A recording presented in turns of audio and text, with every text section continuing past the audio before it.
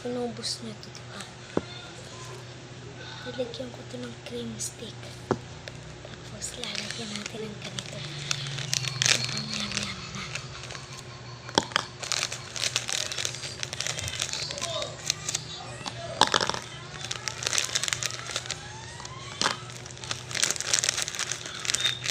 Sa inyo na lang matira, stop ko muna para mabilis.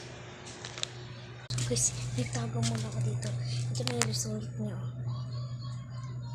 Yan, mukhang ganito na, mukhang ganito. Yan, parang ganyan na yung tsura.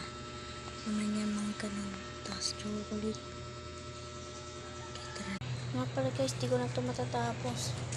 Like nyo na lang part 2. Paano na siya para